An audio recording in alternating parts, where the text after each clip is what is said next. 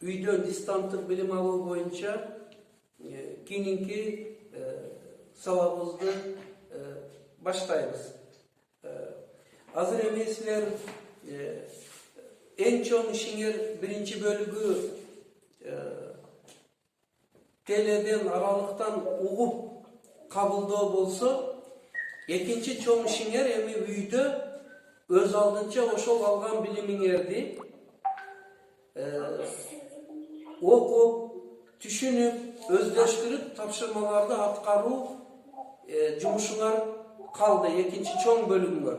Ошого силерге жардам бере турган төмөнкү ой сунуштарды айтамын. Силер жакшы көңүл коюп, угуп алгыла. Алгач силерде мына ошол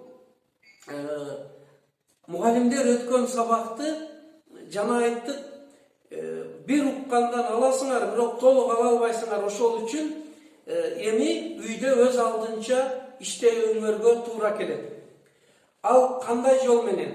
Ал ошол китепти, ошол теманы өзүңөр өз алдынча окуп түшүнүүңөр керек. Ошондо бая мугалим берген тапшырманы силер жакшы аткара аласыңар.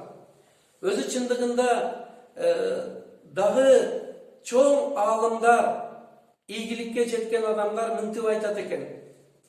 Чыныгы билим, өнөр качан гана адам өз алдынча окуп, изденип, сүңгүп киргенде гана алат деп. Ошол үчүн жанагы аралыктан өтүлгөн сабактарга кошумча силер өзүңөр үйдө китеп менен иштөөңөр керек. Ошо китеп менен иштеп, билимиңерди бышыктап, анан тапшырманы аткарууңар үчүн эмнелер кылышыңар керек? Ошолор боюнча мен бир аз токтолоюн. Биринчи балдар, ошо китеп менен окуп иштей турган болсоңор, өзүңөрдү даярдап, көңүлүңөрдү жай кылып, ачык маңай менен кызыгып отуруп, китеп менен иштегиле. Бул өтө маанилүү. Экинчи, ошол жерде дагы кайрадан көңүлүңөрдү өтө чоң концентрация кылып топтошуңар керек. Топтоп китеп менен иштөөңөр керек. Үчүнчү, силер ошол мугалимдер берген теманы негизги жерлерини китеп менен иштегенде окуп, 1-3-7 формуласыга салууга туура келет. Мынауну мен азыр силерге чечмелеп беремин. Бир окуу, бир дегени теманын оңой жери болсо, бир окусаңар, мугалимден уккансыңар, силер окуганыңар экөө кошулат дагы түшүнөсүңөр. Бир окуп түшүнбөсөңөр, экинчи 3 жолу окушка туура келет. Ошону 3 жолу окуганыңардан кийин түшүнүп, маселе мисал тапшырманы аткара албасаңар, анан 7 жолу окууга туура келет. Өтө татаал жерлерине. Мында силер теманы мисал үчүн 5 бет болсо, 5 бетти 7 жолу окубайсыңар. Анын ичинде түшүнүксүз, кыйын, татаал жерлерини, абзацтарды силер ошондой окууга туура келет. Мына ошондой иштеген учуруңарда силерге жетти дегенди айтып жүрөбүз, ошондо анан силерге ал теманын мазмуну жетет. Ушуга силердин көңүлүңөрдү буруп туруп, андан кийин мен силерге эми китеп менен иштегениңердеги китепти кандай иштешиңерди эсиңерге салып, билимдин булагы менен иштөө методикасыга көңүлүңөрдү бурмакчымын. Урматтуу окуучулар, ар кандай окуу китеби бул илимий китеп. Ал эми илимий китептердин бардыгы силерге жөнөкөйлөтүп айтканда төмөнкү логикалык структурага, түзүлүшкө ээ болот. Алар 4 бөлүккө шарттуу бөлсөк. Биринчи, ошол теманын кириш бөлүмү болот. Бул теманын башыда. Ал ошо темада эмне жөнүндө сөз болот, эмнелерге көңүл бурулат, эмне үчүн керек, теманын багуулугу айтылат. Экинчи, ошол теманын негизги мазмуну кетет.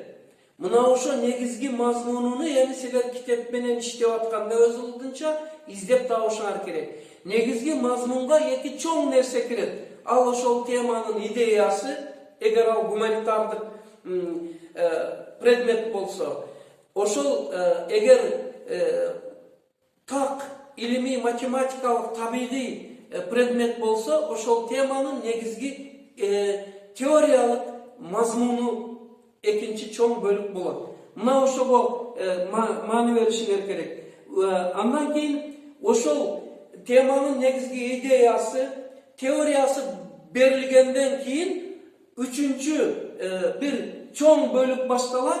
Бул ошол айтылган теорияларга, идеяга келтирилген мисалдар, тажрыйбалар, окуялар, анан схема, таблица, формулалар болуп эсептелет. Мына ошолор менен иштегенде дагы силер ошону табышыңар керек. Муну мен силерге айтып коюшумдун себеби, урматтуу окуучулар, мына китепти алганда, эгер ушул мен айткан бөлүктөрдү, кириш бөлүгү, негизги бөлүгү, негизги идеясы, негизги теориясы, анан ол теорияга, идеяга сөзсүз келтирилген мисал, далилдерди тапсаңар, тез эле теманын идеялык структурасыны, теориялык структурасыны китептин тапкан болосуңар. Акыркы 4-чү бөлүгүндө ошол теманын кортунду бөлүгү берилет. Кортунду бөлүгүндө ошентип биз бул темадан мыналарды билдик деп айтылат. Жана ошол теманын, ошол теориянын же идеянын турмушта пайдаланылышы, жана анын натыйжасы берилген болот. Ушуга силер эгер амал кылсаңар, силер эң жакшы ийгиликке жетесиңер деп ойлоймун. Урматтуу окуучулар, силер мына Кудай кааласа мугалимдер аралыктан өткөн сабак, теле сабактарды алып, анан азыр айтканыбыздай мына үйдөгү ишиңерди дагы билимдин булагы китеп менен мынандай уюштуруп иштесеңер, анча-мынча аралыктагы сабактан албай калган нерсени өтө бышыктап алып аласыңар.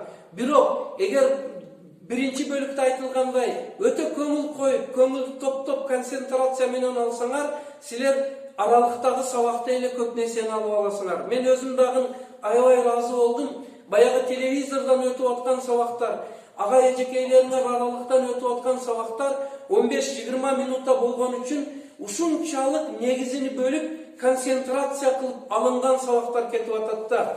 Ошого мен ошол сабактарды өткөн Бишкектеги 200 мугалимге, мына бул жерде сабак өтүп аткан ага эжекейлерге, ошону уюштурган биздин министрликке терең ыраазычылыкты билдирип, ал эми силер менен биздин ыраазычылыгыбыз берилген билимди мыктылап алуу болуп эсептелет. Эң акырында, урматтуу окуучулар, мына ошол кайтарым байланышка мугалимдерге суроо, сунуш, оюңар менен чыккыла, берилген тапшырмаларды аткарып, андан кийин аны жөнөткүлө, эң башкысы мына окуган, алган илим билимиңерди башыңарды көтөрүп, өзүңөрдү жакшы эс алдырып туруп, ойлоп, акылыңар менен, жан дүйнө жүрөгүңөр менен өзүңөргө сиңдирип алгыла. Силерге билим алуу жолуда ийгилик каалаймын, эсен болгула. Ол өзүнчө тема. Айтып коюшум мүмкүн.